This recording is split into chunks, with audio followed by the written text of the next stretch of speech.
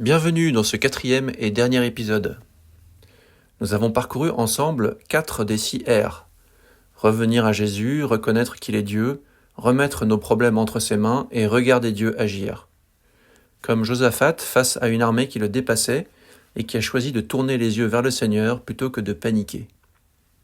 Aujourd'hui, nous terminons avec les 2 derniers R et je pense qu'ils risquent de vous plaire. 5e R, celui-ci va plaire à tout le monde, se reposer. Le psaume 36 nous dit « Dirige ton chemin vers le Seigneur, fais-lui confiance et lui, il agira. Il fera lever comme le jour ta justice et ton droit comme le plein midi. Repose-toi sur le Seigneur et compte sur lui. » Donc pendant que je regarde le Seigneur agir, je peux me reposer. Oui, je peux me reposer car c'est lui qui agit. C'est lui qui me donne la force, qui me montre le chemin, qui gère. Peut-être qu'il va falloir que je travaille, que j'agisse, mais en tout cas, je suis appelé à le faire en me reposant mentalement, en sachant que c'est l'affaire du Seigneur.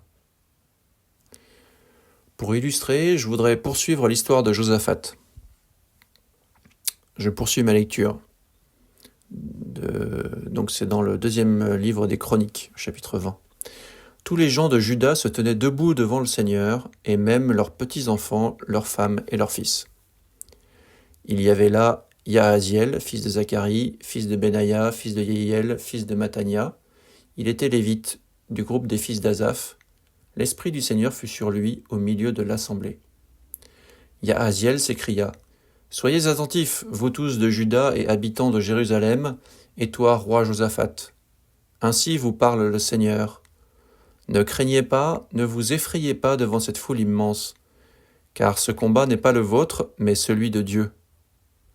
Demain, descendez vers eux. Voici qu'ils arrivent par la montée de Cis. Vous les trouverez à l'extrémité du ravin, près du désert de Yérouël. Mais là, vous n'aurez pas à combattre. Restez sur place et prenez position, vous verrez comment le Seigneur va vous sauver. Juda et Jérusalem, ne craignez pas, ne vous effrayez pas. Demain, sortez à leur rencontre, le Seigneur sera avec vous. » Fin de la lecture. Vous avez bien entendu, ne craignez pas, ne vous effrayez pas devant cette foule immense, car ce combat n'est pas le vôtre, mais celui de Dieu. Un peu plus loin, mais là vous n'aurez pas à combattre. Et enfin, vous verrez comment le Seigneur va vous sauver. Voilà, je vous la fais courte, mais je vous invite à lire ce passage dans le 2e livre des Chroniques, parce qu'il est magnifique, et aussi pour voir ce qui va arriver ensuite à Josaphat, et spoiler, surtout ce qui va arriver aux Moabites qui sont venus attaquer Israël. Alors peut-être que vous allez me dire, est-ce bien raisonnable de me reposer dans cette difficulté que je traverse ? Plus largement, que signifie regarder le Seigneur agir, le laisser faire ? Est-ce que je dois rester vraiment passif ou bien tout de même agir ?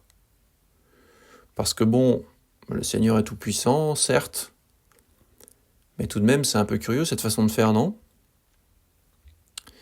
Eh bien ma réponse est la suivante. C'est une attitude en 2 temps, du moins dans la manière dont je l'ai expérimenté moi, à des moments où je n'étais pas capable de réagir, de prendre en main une situation qui me dépassait totalement.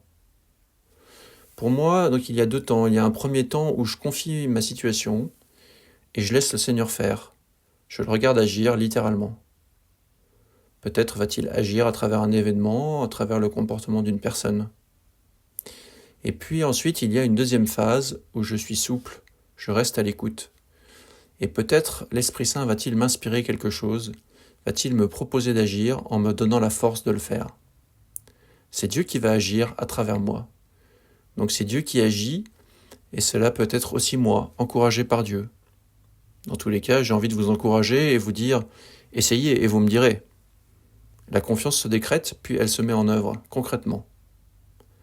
5e R, donc, je me repose.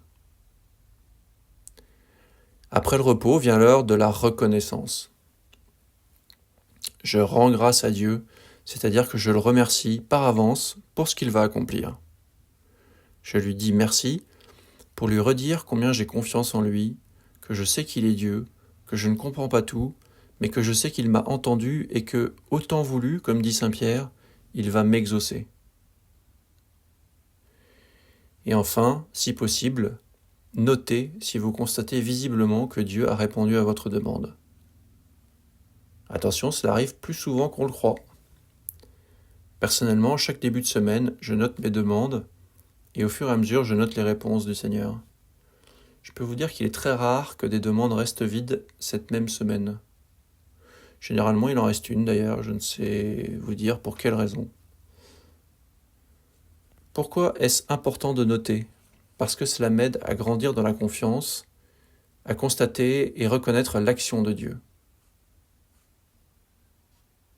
Pour conclure, d'abord je reviens à Jésus, je reconnais que Dieu est Dieu, puis je remets mes problèmes, mes difficultés à Dieu. Je le regarde agir, je me repose, et enfin, je rends grâce et je note ce qui arrive. Parfois, le Seigneur va m'aider directement en m'aidant à résoudre une situation.